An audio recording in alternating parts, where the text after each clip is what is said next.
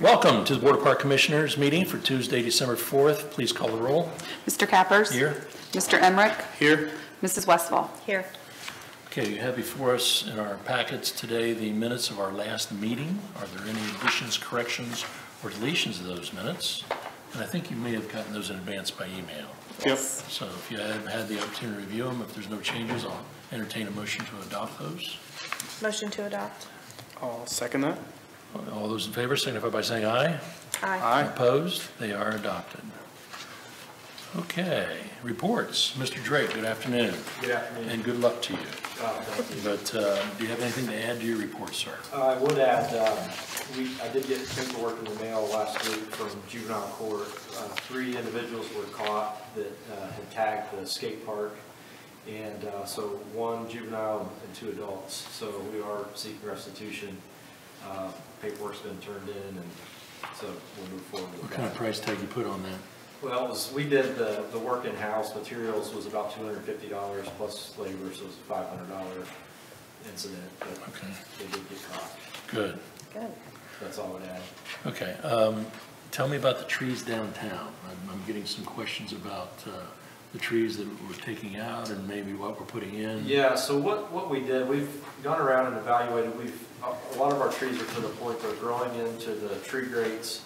Some of those, the tree grates were made that we can enlarge the opening to accommodate the trees, but some of the trees are actually starting to lift the grates out of the ground and heave the sidewalks and so forth. So we've got 15 trees on order. The other piece of that is we've got 8 trees that have started bearing fruit. And if you have any experience with ginkgo fruit, it's a nasty, stinky fruit that is very heavy on the trees. And so we've decided to remove the 8 trees that are bearing fruit, and then go through and remove the trees that are heaving the tree grates and sidewalks. So it'll be a total of 15 trees that are switched out. What are you going to substitute? We're putting ginkgos back in. What we found out from our regional state forester was we got female ginkgos. We were supposed to get the male cultivar that does not bear fruit. So we can get a guarantee that these will be male cultivars that will not bear fruit. And so that's what we're going to put back in. They're still very highly recommended tree. They've done, as you can see, they've done very well in the environment that they're in, which is an extremely harsh environment for trees to be in. So it's still a highly recommended tree. We're just going to make sure we get the male cultivars and not have the fruiting issues. Thank you. Any questions of Mr. Drake? No. Mr. Seiler? Good afternoon. Matthew, how are you? Good. Good. Football season's over? Yes. Good season, though. Tell me about your report. Anything else to add? Just kind of go hand in hand with what the report indicates there. We're kind of in the midst of our heavy ice season right now with public skating, youth hockey games, high school hockey games, and so forth. So that's kind of our focus during the months of December and January, and then we'll get back into our special events when we get into the month of February and beyond that. Okay, good. Any questions of Mr. Seiler? Nope. Okay, thank you. Mr. Brewer, good afternoon. Good afternoon. Do you have anything to add to your report? I would just add, in terms of the construction project, that we are set to receive trusses tomorrow. Those will be inspected, and if all goes well, they may be put in place by the end of this week, or at the latest sometime next week. So things are moving along, and as of right now, we're still on track for our April 1st completion. Okay, good. And I think it is in the report, but again, so a lot of driving range equipment has arrived, and so that's everything is in order there. Those things are just being put into place, and so on that part of things, the driving range really has come in quite well, and everything really should be good to go when we open up. Good. Any questions of our golf superintendent? Nope. Okay, I don't have any planning commission report. There's nothing affecting the park board that's come about on that. I want to deviate from our agenda for just a minute for a presentation from Mr. Chuck Fox. Mr. Fox, if you'd come up to the podium, please, and recite your name and address once again, if you would, please. Yeah, it's Chuck Fox, 216 Penn Road, Troy. Okay. And then I am representing Troy Civic Theater as the marketing director with the theater. And I know you went out in September to look at the sign. We had presented in August the request to change that sign for Troy Civic Theater at the entrance to the park into an electronic message board. You had asked for some estimated costs as to what it would be, and so I have down an estimate that we received from Haas Signs that you have a copy of. The one that we were looking at is the lower one. It would actually come to about $15,000 for the sign and header and installation, plus there would be the cost of the permit. And then also there will be a cost for electrical service that we don't know exactly what that will be to put that in, because there is no electrical out there yet, but there is a pole nearby. But that is what we're looking at right now. Those costs might change, and then also in talking with Bruce from Haas Signs, he said that they would might have some even newer type of message boards that would be available that would either even be a little bit less expensive, but actually brighter, or not brighter, but higher pixelation and more clarity on them. So we'll get an update on that, but we're looking around the $15,000 to $18,000 range in total cost. And who are you proposing to pay for that? It would be us. Okay. So you've got the money secured for that? No. We are going to move ahead. We figured that this was the first start, was to ask for permission to get everything in place and make sure that we were okay in doing that, and then start pursuing. And the way we will pursue it is through grants, fundraising, and donations. And we're looking at probably a minimum of about a year, or maximum of a year, to get that money in place. Okay. And the Civic Theater understands that the signage would be owned by the city, even though the Yes. Civic Theater might pay for it. Yes, we still understand it's the basic agreement that we have through our lease, Okay. through the And then, barn. we can use that also for programming our festivities, for instance. Yes. Even though we would be courteous enough, I would hope, not to program them over on top of what you would hopefully program. Well, and that's the thing, we would probably look at how we can cooperate getting all those messages up for both the city and us, and make sure that we're using both to promote the city events.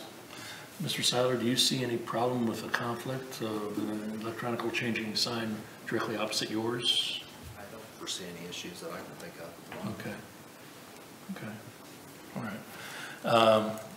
Of course, this is going to require approval by city staff as to our sign ordinance. Absolutely. And so you want a preliminary indication as to whether or not the park board would approve such an act? Absolutely. Okay. Yes.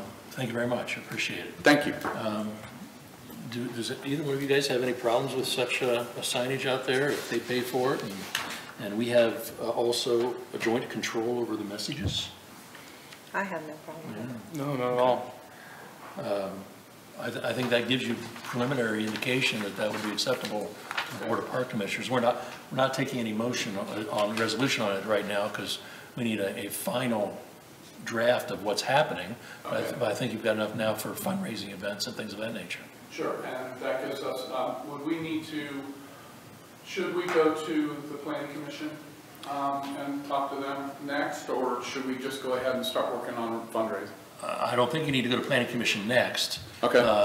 This isn't in the historic district, is it, Mr. Terry? This ought to be a staff decision on the electronic changeable sign. Okay. And then that's fine. With your approval, then Yeah, we'll go ahead and start. when you get staff involved, after you've got your fundraising, and get staff involved, then at that point in time for the final approval, come back to us. Okay. Okay? That sounds perfect. Thank you very much, Mr. Fox. Thank you. Thank you. Okay, next matter on the agenda is the old business concerning the consideration of approval of the golf fees for 2019. Howard, do you have a proposal for that?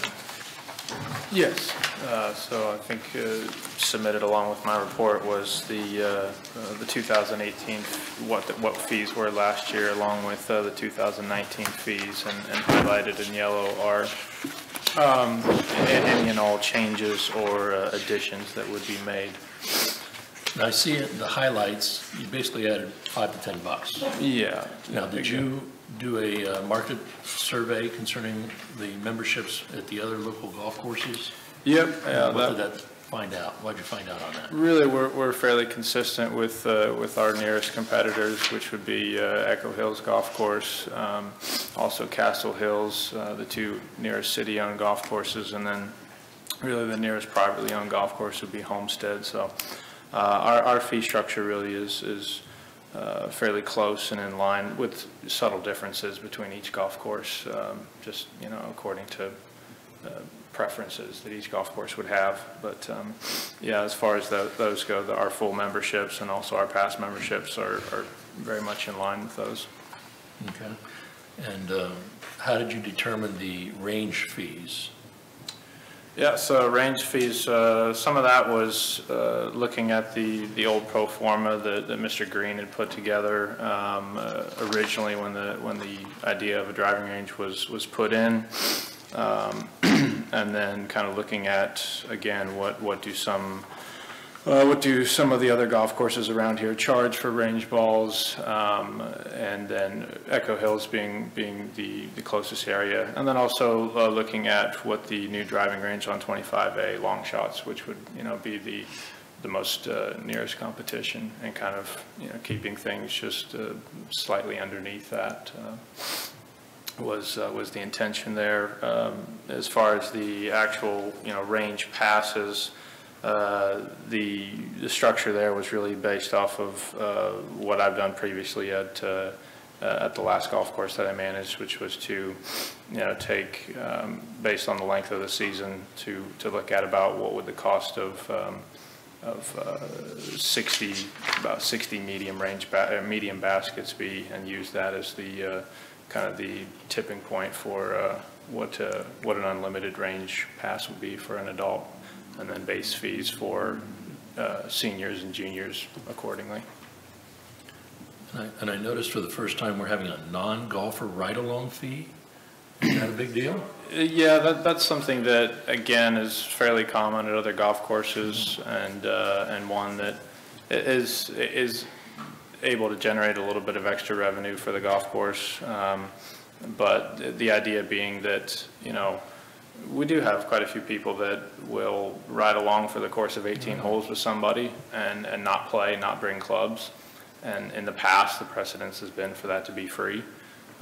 But, you know, given that they're still utilizing the golf course, you know, I'm not charging, if they're going to be there for the entirety of 18 holes, we're not going to charge them for 18 holes, but to have a nominal fee there, which it basically is the equivalent of a 9-hole riding fee. Okay. Any other questions of our golf course superintendent? Okay, I'll entertain a motion to either approve or disapprove of the proposed golf fees for 2019. Motion to approve the golf fees for 2019. I'll second that. A motion, a second. Any further discussion? All those in favor signify by saying aye. Aye. Aye. Opposed? They are adopted, and you can advertise those fees now, Kyler. Thank you. Okay, next thing on the agenda was something that we had back in July, and that's the T signs. You want to talk about that a little bit? Yeah, again, the T signs, what you have in front of you really is just the kind of the proposal basically that puts together the specifications and everything that the city would want to maintain control over if you were to approve the use of an outside company to come in and the use of an outside company to come in and place signs along with advertising. So kind of looking at, you know, what would the restrictions be and what would the city want to maintain control over. But as you stated, it is something that we've talked about in previous meetings. So I don't know if you want me to kind of go through what we've talked about before, but the idea being that the T signs are really starting to wear out on the golf course, and they're in need of replacement. That can be done either by by us paying for those signs to be replaced, which is going to be somewhere in the midst of $15,000 to $17,000, based on quotes from, from multiple companies. And so Tim Boutwell from Golf Graphics is someone who's been used at other golf courses, and someone who we've been in contact with is someone who has a program basically where he would come in and they would make money off of advertising on the bottom of the signs, but then the signs would be paid for and cared for by an outside company. And the signs would also show the yardage markers? Yes, yeah, it'd be designed very similar to what's already out there, but again, the ones that are out there are starting to wear out. So yeah, they would be designed very similar to that, but underneath, towards the bottom of the sign, would be space for advertising. Kyler had worked with staff, very competent staff, I might add, to go ahead and prepare these specifications, and there were a number of highlighted questions which Kyler, I think, has now answered. For instance, the dimensions of the sign, the fact that the advertising would be on the bottom 30% of the sign, and things like that. One of my reservations sitting on the park board is the fact that our taxes pay for the use of our parks, and I really don't like advertising pollution in our park system. That being said, it's not unusual on a golf course to see some advertising on T signs. It does generate revenue. It's going to go ahead and take care of our replacement. It's not something, more importantly, not something you're going to see from a roadway. So I guess philosophically, I don't have any problem with this. Do either one of you two have any comments? Or? No, I mean, it's pretty common to see these on golf courses, no matter where you're, in the area. And we kind of talked about some of the courses that had it and didn't have it. And, it is, like I said, added revenue stream there a little bit. So I don't have any issues. I did see there's some notes regarding the advertisers, and, no sign should be permitted, wording with characteristic sign symbols that would generally be considered obscene. Do we have final approval of who's advertising, or is that done through the vendor partner? I mean, do they solicit those partners, or is that something that comes through the city or the park board? This would be to send out requests for proposals to have a company who would then market them. Mm-hmm. And so the final approval would come back to the board and to Kyler and to Director of Public Service and Safety if there was any question about something like that. Okay. And I would add, I heard, just to clarify, it's not revenue generation for the golf course. That's what the company comes in and does. They are the ones who would be generating revenue from advertisements. It's to save us the cost of having to replace T signs and to maintain them. I just want to make that clarification. Yeah, that makes sense. Any other questions?